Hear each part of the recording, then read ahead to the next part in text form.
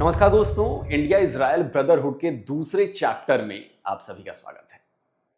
Kargil lessons में आपने देखा कि करगिल की लड़ाई के दौरान इजराइल ने अमेरिका को बाईपास करते हुए भारत को गाइडेड वेपन सिस्टम में मदद की थी।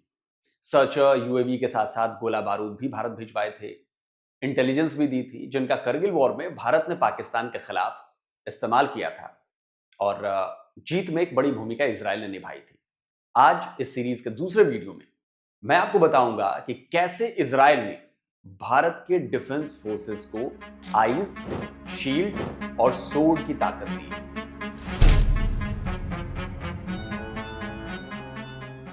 तो क्या है ये eyes, shield and sword?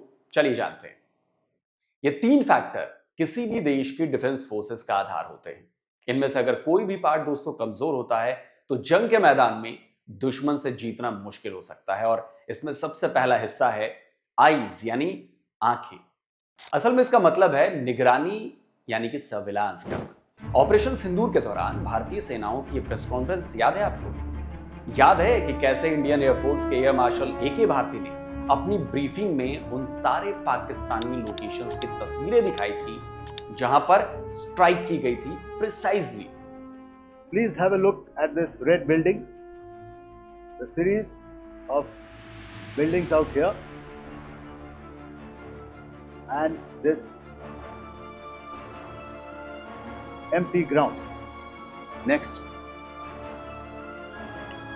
if you relate, the empty ground is here and you see this is the first weapon that is impacting. This is the impact point number 1 on Buritke training camp with our precision guided weapon. अब इसे देखिए। अपनी briefing में air marshal Bharti ने हमले के बाद की तस्वीरों को भी दिखाया था। And the red building, after that there was this double-story building. It has been completely decimated by precision targeting. इसी तरह पाकिस्तान के कई एयरफील्ड्स और दूसरे टारगेट्स की तस्वीरें भी दिखाई गई थी। तो इंडियन एयरफोर्स के पास ये तस्वीरें कहां से आई?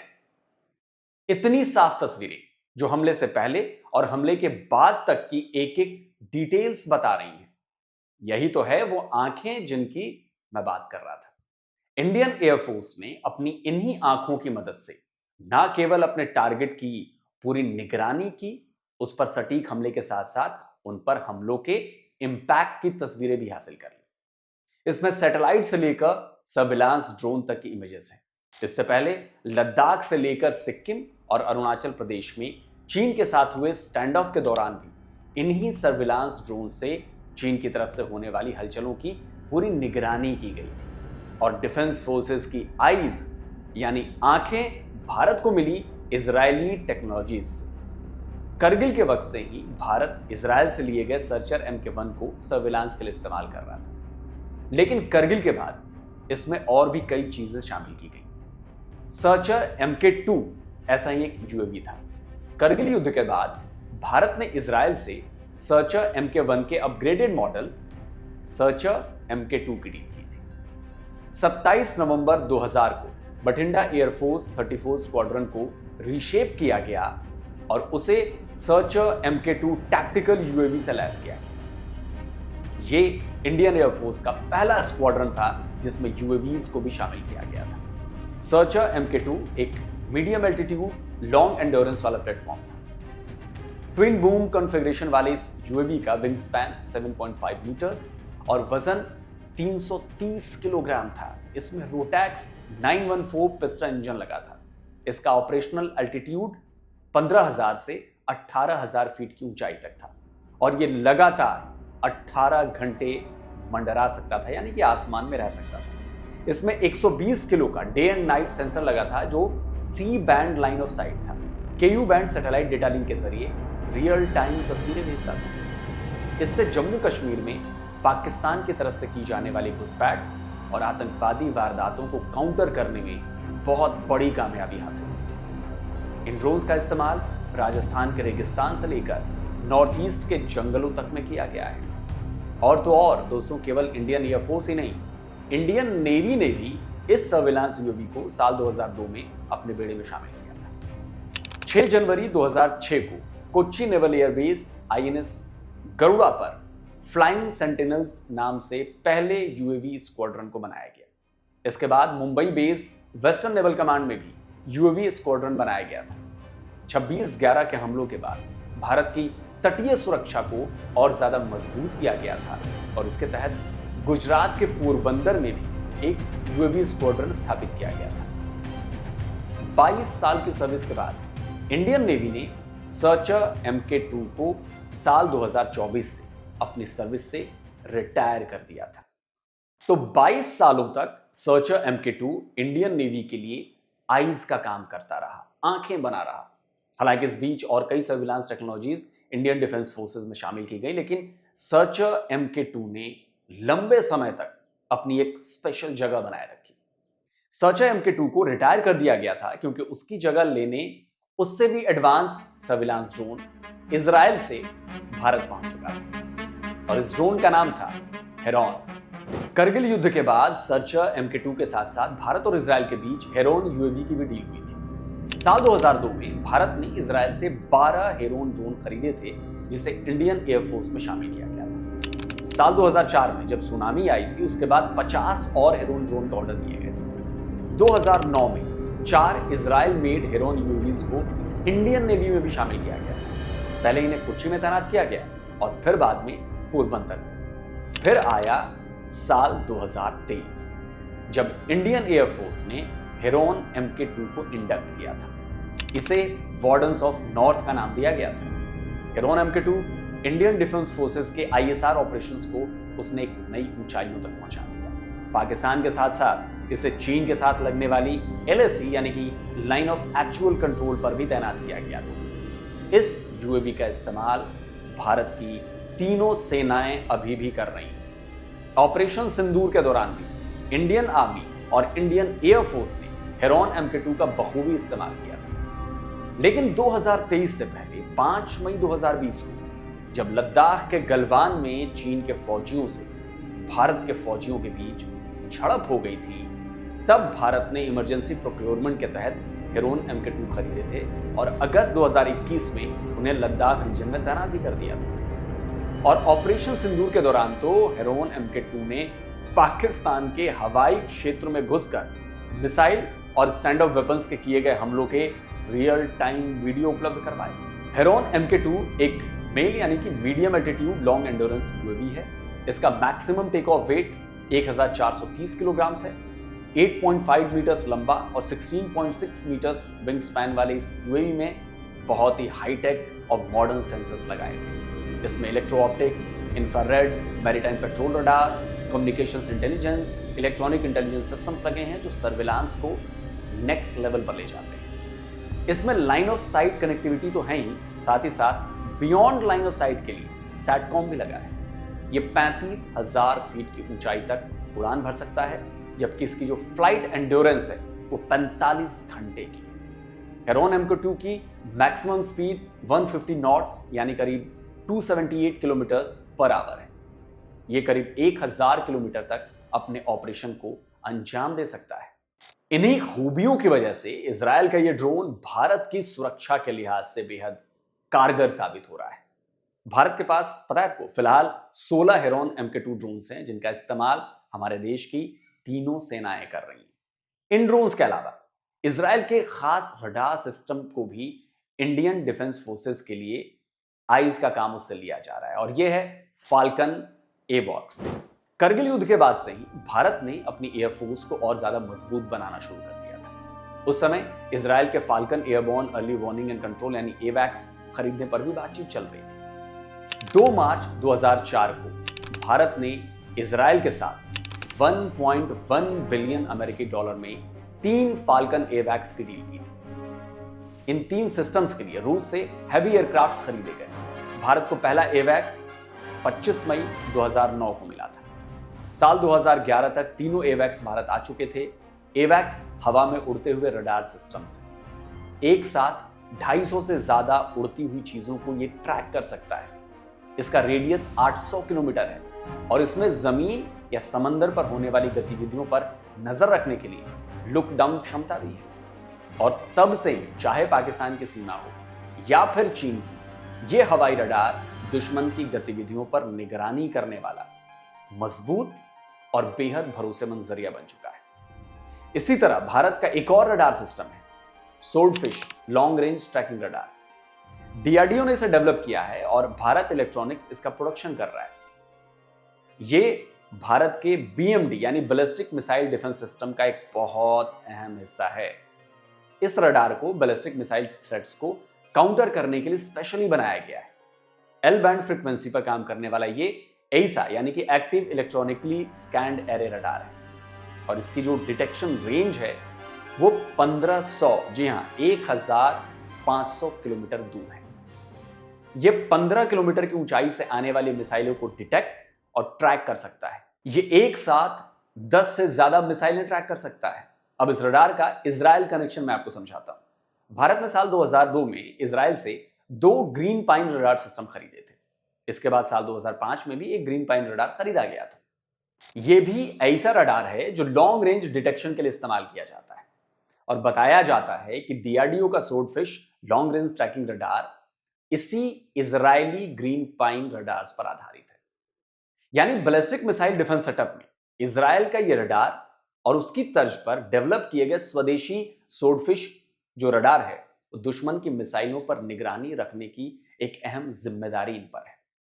तो हुई ना ये हमारी डिफेंस फोर्सेस की आंखें। तो आइज की बात हमने कर ली, वो आइज जो हमारी सेनाओं को इजराइल के सपोर्ट से हासिल हुई।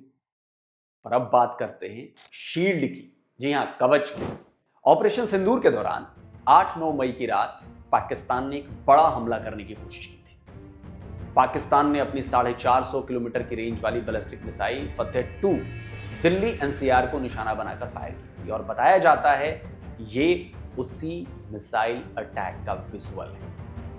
लेकिन पाकिस्तान की यह मिसाइल दिल्ली एनसीआर पहुंचने से पहले हवा में ही खाक हो गई थी। दिल्ली पर हमले के इस पाकिस्तानी सपने को जलाने वाला था बराक 8 एयर डिफेंस सिस्टम जो हरियाणा के सिरसा में तैनात है। अगर पाकिस्तानी मिसाइल सही निशाने पर गिरती तो इससे भारी नुकसान उठाना पड़ सकता था।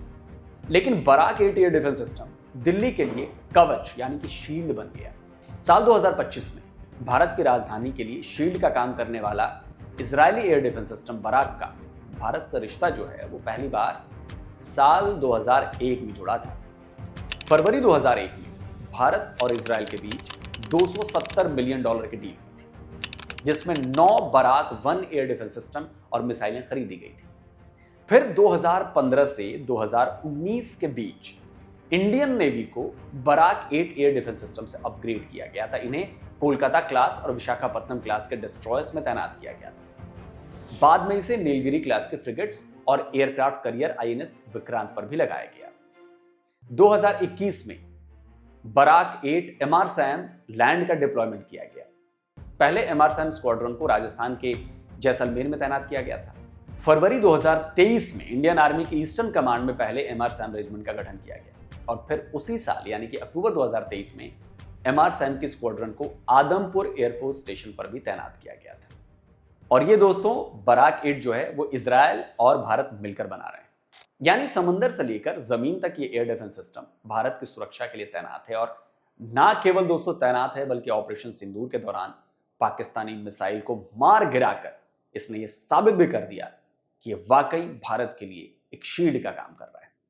बराक 8 के नेवल डिप्लॉयमेंट को एलआरसैम यानी long range surface to air missile, जबकि इंडियन एयरफोर्स और इंडियन आर्मी के डिप्लॉयमेंट को एमआरसैम यानी medium range surface to air missile कहा जाता है। एलआरसैम में smokeless dual pulse rocket motor का इस्तेमाल किया जाता है और इस मिसाइल का वजन 350 किलोग्राम, जी हाँ यानी कि 275 किलो होता है, जिसमें वॉरहेड लगा है 60 किलोग्राम का।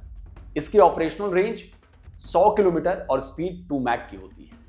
इसमें जीपीएस एस बैंड का 2 वे डेटा लिंक गाइडेंस होता है। यह मिसाइल एक्टिव रडार सीकर से लैस है। वर्टिकल लॉन्च वाली ये मिसाइलें 360 डिग्री का कवरेज देती है। वहीं एमआरसैम यानी बराक 8 का लैंड वेरिएंट जो है वो थोड़ा सा इससे अलग है। एमआरसैम की रेंज 70 किलोमीटर है, जबकि इसकी मिसाइल 3 मैक की स्पीड से दुश्मन पर हमला करती है।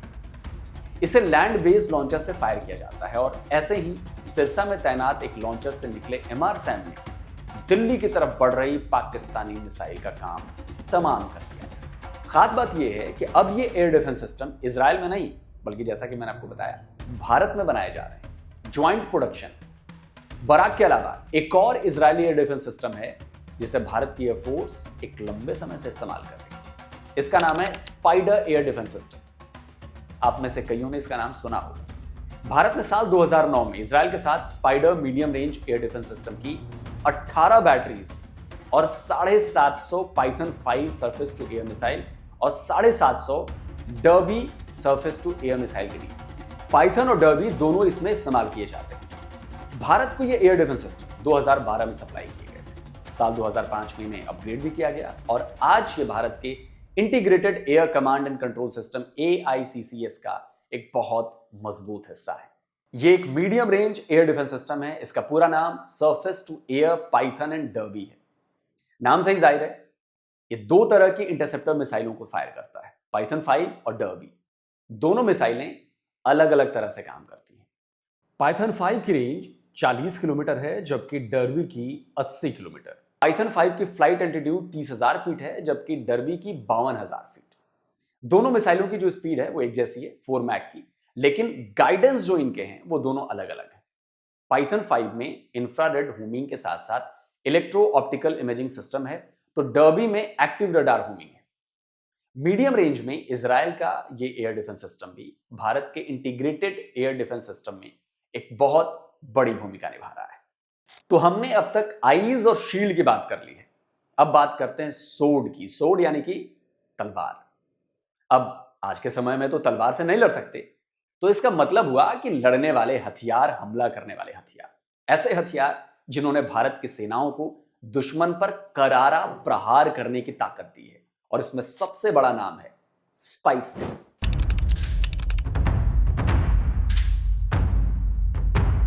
केवल 8 मिनट में इंडियन एयरफोर्स के प्रिसीजन अटैक से पाकिस्तान के बालाकोट में मौजूद जैश-ए-मोहम्मद का टेरर कैंप पूरी तरह से तबाह हो चुका था। उस दिन इंडियन एयरफोर्स के मिराज 2000 ने जिस गाइडेड वेपन को जैश के कैंप पर दागा था वो स्पाइस 2000 था।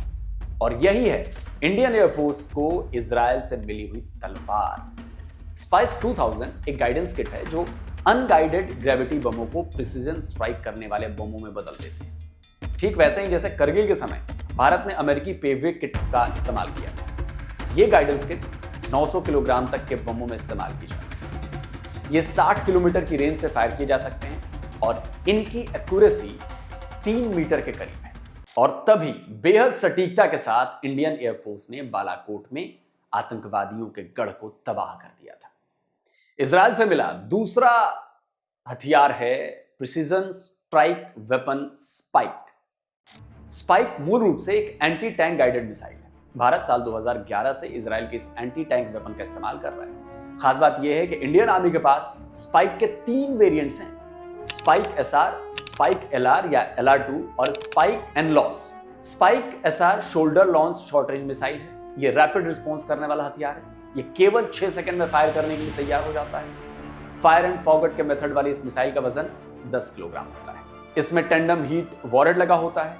इस मिसाइल में इलेक्ट्रो ऑप्टिकल गाइडेंस भी होता है जिससे मिसाइल सटीक निशाना लगाती है। यह स्टैटिक और मूविंग दोनों तरह के टारगेट्स को यह मिसाइल तबाह कर सकती है। इसकी रेंज 2 किलोमीटर की है। स्पाइक LR2 की बात करें तो यह एक 5th generation anti tank missile system है। इसका वजन है 13 किलोग्राम। इलेक्ट्रो ऑप्टिकल गाइडेंस वाली यह मिसाइल GPS जाम होने के बावजूद सटीक निशाना लगाती है। इसमें मल्टी स्पेक्ट्रल टारगेट ट्रैकर और मिड फ्लाइट अबोर्ट मिशन जैसी कैपेबिलिटीज भी मौजूद हैं। इसकी रेंज 5.5 किलोमीटर है। स्पाइक का जो तीसरा वेरिएंट है वो है स्पाइक एनलॉस। इसे हेलीकॉप्टर या ग्राउंड व्हीकल से लॉन्च किया जाता है। भारत में यह मिसाइल इंडियन एयरफोर्स के पास है। इसे MI-70 V5 हेलीकॉप्टर पर लगाया गया है। मिसाइल का वजन करीब 71 किलोग्राम होता है। इसमें high resolution multi spectral Sikar और टारगेट ट्रैकर लगे होते हैं जो इसे बहुत ज्यादा सटीक बनाते हैं। खास बात यह है यह मिसाइल मैन इन लूप से real time data link share करती है जिसमें टारगेट में बदलाव या फिर मिशन को बीच में रोका जा सकता है, अबोर्ट किया जा सकता है, वो सारे कमांड उस तक पहुंचाए जा सकते हैं। इसकी रेंज 30 से 32 किलोमीटर तक है। इसे एक स्टैंड ऑफ वेपन माना जाता है। एयर या व्हीकल माउंटेड लॉन्चर से लॉन्च होने वाली यह मिसाइल हाई एंगल से अटैक करती है। खास बात यह है कि हेलीकॉप्टर और ग्राउंड व्हीकल से लॉन्च होने वाली मिसाइल एक ही होती है। इस मिसाइल की स्पीड सबसोनिक है और इंडियन आर्मी और इंडियन एयरफोर्स दोनों के तर्कश में यह प्रिसाइज वेपन है जो ना केवल टैंक बल्कि किसी भी स्ट्रक्चर, आर्मामेंट, कोई भी नेवल शिप उसको अपना निशाना बना सकती है। तो आपने देखा कि हर मुश्किल में साथ देने वाले भारत के दोस्त इजराइल के वेपन सिस्टम ने कैसे हमारी फौज को आइज, शील्ड और सोर्ड की ताकत दी है। लेकिन दोस्तों, एक ऐसा भी समय आया जो भारत और इजराइल के लिए, दोनों के लिए बहुत ज्यादा दर्दनाक था, और वो था 26/11 का हमला, मुंबई पर हमला। अगले वीडियो में मैं आपको बताऊंगा कि भारत ने मुंबई पर किए गए जो पाकिस्तान का हमला था, उसके बाद कैसी अपनी सुरक्षा मजबूत की और उसमें इजराइल ने कैसे भारत की भरपूर मदद की है, इसकी पूरी डिटेल नेक्स्ट वीडियो में। तब तक के लिए नमस्कार, जय हिंद।